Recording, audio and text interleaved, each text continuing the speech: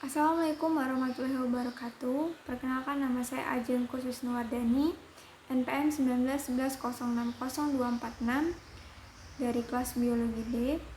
Video ini saya buat untuk memenuhi tugas UAS Pendidikan Lingkungan yang berjudul 14 Asas Lingkungan.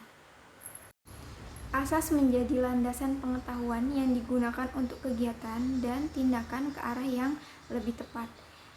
Asas-asas ini tidak lepas dari pengelolaan lingkungan. Nah, apabila terjadi penyimpangan dari asas tersebut, maka akan berakibat penurunan kualitas lingkungan. Nah, ini akan menyangkut tentang ekosistem, komunitas dalam suatu lingkungan tersebut. Dari ke-14 asas lingkungan, itu dikelompokkan menjadi 4 jenis. Untuk asas nomor 1 sampai dengan 5, itu membahas mengenai sumber daya alam.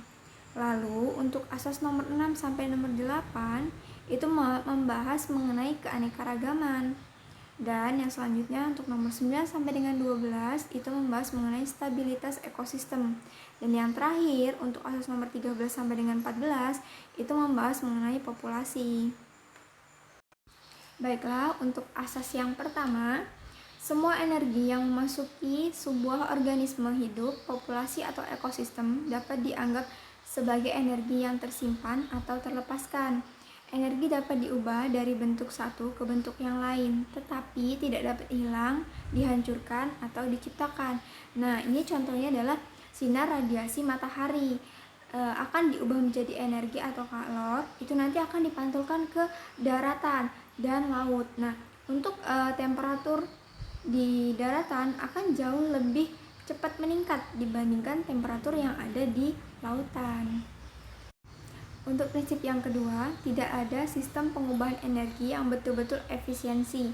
Nah, kan perubahan energi dari makanan itu menjadi energi yang untuk beraktivitas oleh organisme. Nah, contohnya pada harimau ini akan ada energi yang diubah menjadi energi panas yang dikeluarkan dari tubuh yang kurang bermanfaat. Lalu, prinsip yang ketiga, materi, energi, ruang, waktu, dan keanekaragaman semuanya termasuk kategori alam. Nah, misalnya kita ingin mendapatkan minyak dari kelapa sawit, kita harus menunggu 4 tahun agar kelapa sawit itu bisa dipanen minyaknya. Nah, hal ini setelah dia bisa dipanen, ini adalah salah satu pemanfaatan sumber daya alamnya untuk kesejahteraan masyarakat secara maksimal. Untuk semua kategori alam, kalau pengadaannya sudah mencapai optimum, pengaruh unit kenaikannya sering menurun dengan penambahan sumber alam itu sampai ke suatu titik maksimum. Melampaui batas maksimum, ini tidak akan ada yang menguntungkan lagi untuk semua kategori alam kecuali keanekaragaman dan waktu.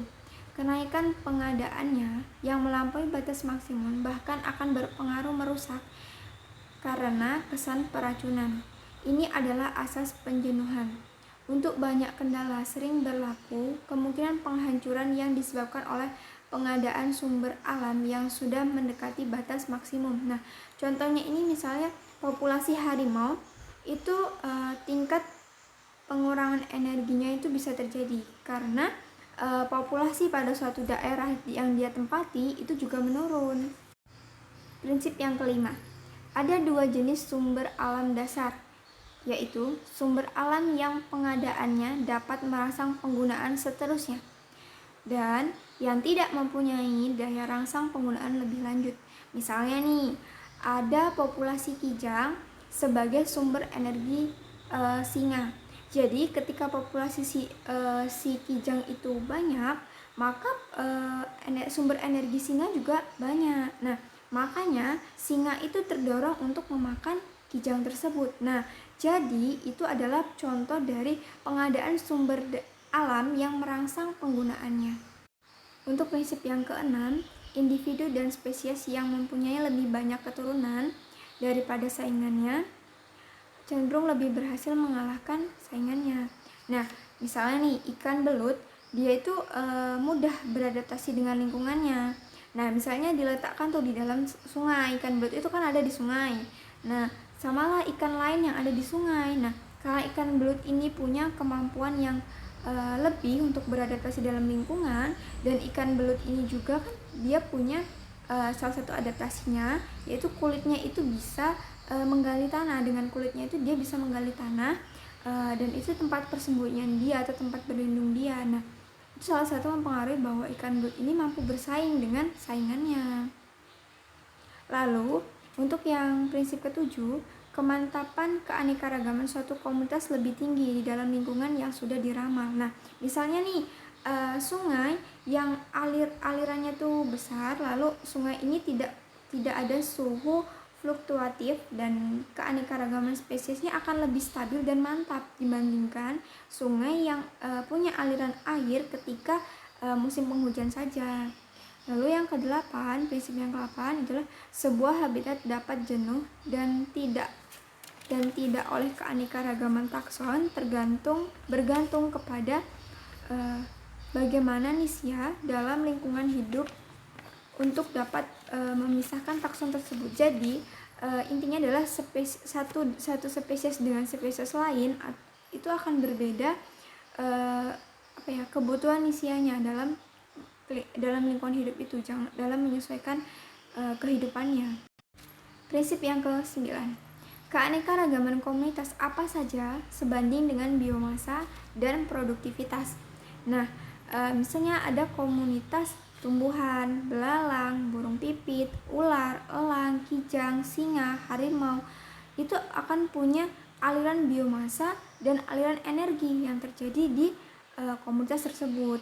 Lalu untuk prinsip yang 10, pada lingkungan yang stabil berbanding antara biomasa dan produktivitas dalam perjalanan waktu naik mencapai sebuah asintot. Prinsip yang ke-11, sistem yang sudah mantap atau dewasa mengeksploitasi sistem yang belum mantap atau belum dewasa. Misal nih, kota itu akan lebih besar daripada desa. Jadi, kota itu akan mengeksploitasi dari desa.